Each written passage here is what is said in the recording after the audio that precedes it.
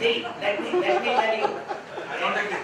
Okay. I mean, Guru Mimamsa came only for that purpose. Guru Mimamsa came. I am talking about the reciters. I am talking about the reciters. I am not going to fight with Nayayikas and Mimamsas. But my point is different. See, it is probably the Buddha who laid emphasis on the spirit and not on the letters. And that is why when the texts were transmitted to other countries, to other places, they took care to transmit the text, to copy the text. But at the same time, the text was not copied or not transmitted perfectly because of the defect in pronunciation and the ways of transmission. That is why we find a particular dharani or particular mantra is recited in various countries in different ways. Gate parasangate bodhisvaha. How it is recited in Burma, Myanmar or in Japan or elsewhere. And then we do not find the text correctly transmitted. The Sanskrit mantras in Tibetan or maybe in other languages, they are transmitted in defective manner, but still they did not bother much about the correct pronunciation or the grammatical status of the words. More importance was given to the feeling, to the faith and all that. This is the point what I wanted to make. Another point, can I speak for a couple of minutes? Okay. Otherwise, 10 minutes. yeah. And so this is the case of transmission of the text. But at the same time, it is more important to know how the transmission of the thought happened. In India, particularly as we know, after 12th century and so on, Buddhism disappeared. Sometimes I told my Japanese friends when they spoke about India and they asked me, what did you export? What do you export to other countries? I said, well, some centuries ago we exported Buddhism to other countries to that extent that we did not retain even a single text in India. So this thought, Buddhist thought, went along the text and it was transmitted to various places, to various countries. What happened in India?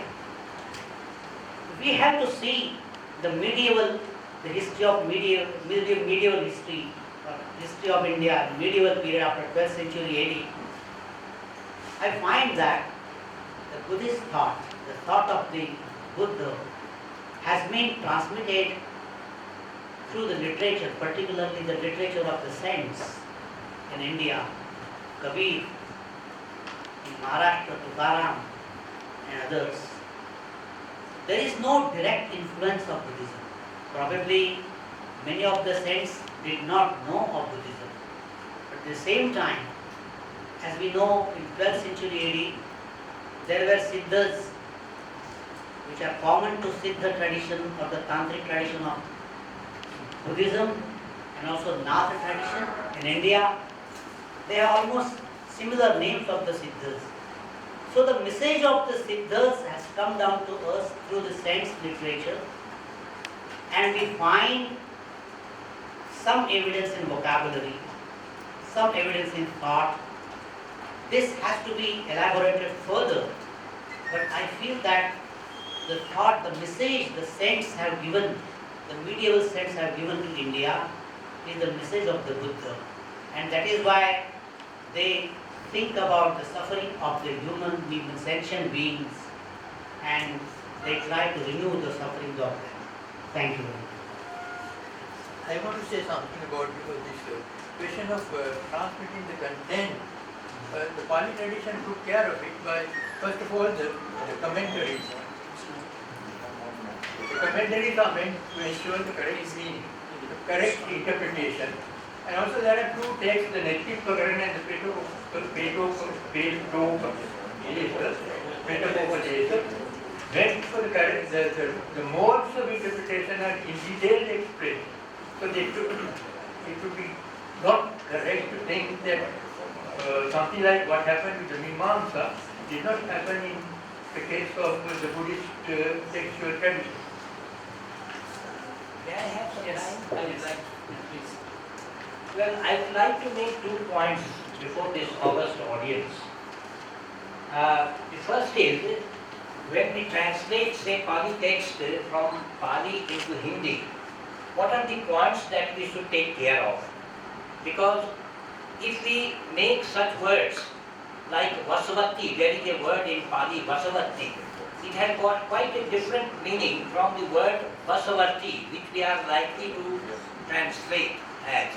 For example, what happens, we say Dhamma becomes Dharma, Kamma becomes Karma, so Vasavati should become Vasavarti. And there is a hell lot of difference between the meanings of the 2 words. Whereas in Pali, Vasavarti means powerful.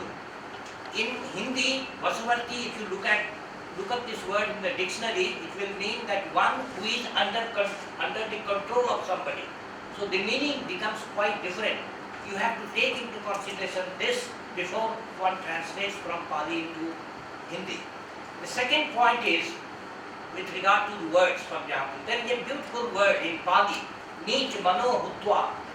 Nich Mano Hutva. That means becoming polite. Whereas if you translate it into Hindi, it will become a person who has got a perverted mind, a low mind. Here, Nich Mano Hutva becomes a person who is humble. In English, you get this equivalent, he that is low needs fear no fall. So it is in that context that this word has been used. So what I want to say, that all these words have got to be taken into account what exactly Pali words mean into any other language. For example, somebody said that Sangha becomes church in England. Why? Because they think like this.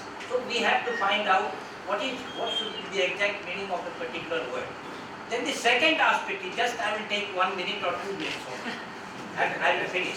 The second aspect is, how do we understand the meaning of a particular sentence or a particular verse? For example, Upe hanati abtanam pacha hanati sopare. There is a beautiful verse in the Ther Gatha recited by Basav Ther. Now, I could not understand the meaning of it unless I tried Vipassana and unless I experienced myself why I hurt myself if I had anger in me. Similarly, I tell you that when I first appeared at the Pali MA examination, I got first class and I wrote all about the Paticca, all 12 links I had memorized. But I could not understand exactly the meaning of Vedana Pachaya Tanha unless I practiced it. That is why I say that you have to take into consideration, if you want to translate from Pali into other language, you have to have some sort of experience by practicing it, because it is a text where the importance of experience is given there very much. That's my submission. I'm not a Pali specialist, but I just want to make in general that, make a remark in general that the issues of translation, theories and practice of translation is so complex and complicated that has to be dealt in a different conference actually. And of course, I don't know if anyone of you here are from there is a new discipline called translation studies, if there are any people there. So all of these issues are examples, very concrete examples of problems and challenges faced by translators in theories and in application, so to say. So I think most of the people who do translation are aware of all these problems, and they have to find a kind of elegant solution. And even these solutions will remain as hypotheses, because if another translator comes, he or she is bound to find another solution, different type of solution. So I'm sure that these challenges will be met by different people in different ways. There's some other